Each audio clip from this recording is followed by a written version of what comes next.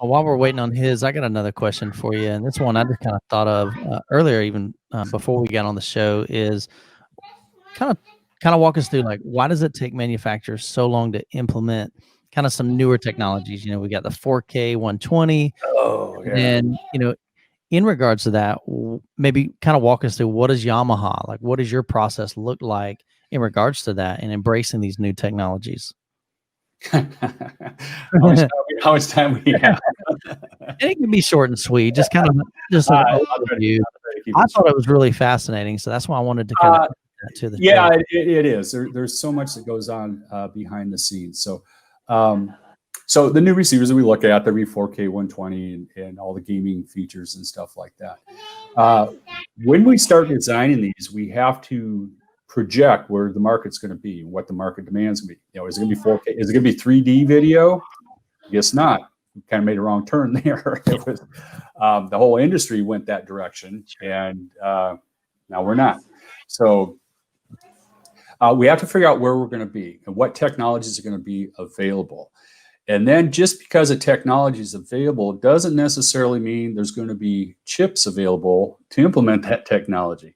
Gotcha. So for video, for instance, you got the HDMI.org. So that's the working group that builds all the HDMI protocols and things like that. So they build a protocol for HDMI 2.1, for instance. So it's got capabilities of doing this, so much bandwidth, channels, all the things that go along with it. There's tons of stuff that don't even get implemented that are part of this. So once they build the specification, then they build basically it's a manual of what specs, what does this, and all the bit streams, what bit does this. And I mean, it's very, very detailed instruction manual on how to implement HDMI 2.1.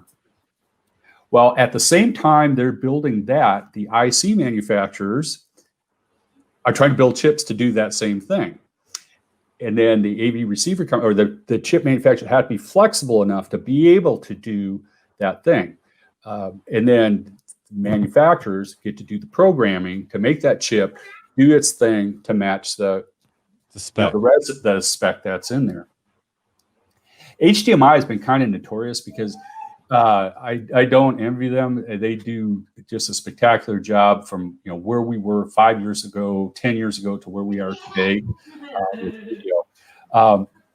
But they're always kind of behind. Whenever there's a big jump in HDMI technology, they build the recipe book and everyone starts building product to it. But usually what follows and always seems to lag is the testing certification parameters. And we can build a product at Yamaha and it follows every single recipe, pages and pages. It follows it all perfectly. Right. But you can't certify it just because we say, yeah, we followed the recipe. We did everything that you said in the book. So, give us the certification. It doesn't work that way. So you have to wait until the certification manual comes out. Mm-hmm. Then you run your product through that. And that's just for HDMI. Yeah.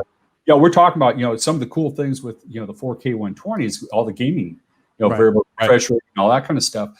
The testing standard has not been finalized yet.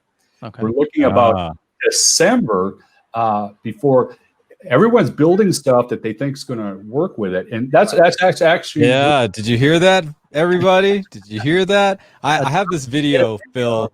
It's got over 200,000 views, and it's telling people not to upgrade their TV for the next gen consoles because we just don't know what's happening.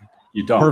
Perfect example. You just mentioned it. The testing protocols aren't out until December. It's not completed yet. Yeah. So how are you going to know? So if you're watching out there and you want to upgrade for these consoles, wait. Just put on the brakes. I know you want to buy something. I want to buy something too, but just wait. Just wait. That's going to be your best bet. Big thing with I had the Samsung Q90T. You regular price $1,800 for a 55-inch. You can get on sale for $1,500. One HDMI port. They put it as HDMI 4. However, so you get one console, you're good, right? However, you get a Yamaha V6A. It's got 3 HDMI 2.1 inputs.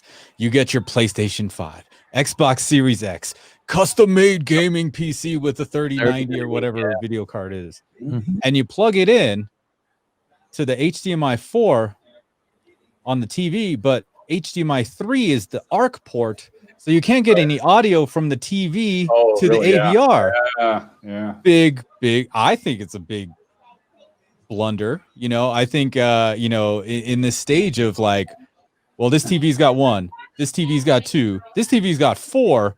You're better off with the 4 HDMI 2.1 port TVs right now. Yeah, you think so? Yeah, well, yes, exactly. You would think so, because the testing protocols are not out yet. So you're still just up in the air. Yeah, the testing, to be totally accurate, the testing for a repeater is not done. I don't know about the sources and these things, but repeater is an AV receiver. If it's got a pass-through receiver, that's the repeater. That testing, that's the part I know is not finalized. I don't know what they're doing on either end.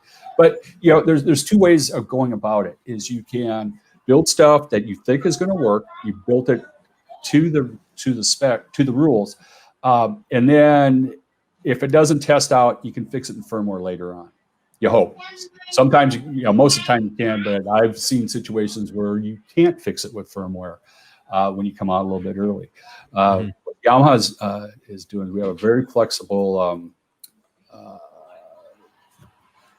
base. The circuitry, the capability of it is really flexible. So we build it to what we think it is. We're waiting for the protocol to come out.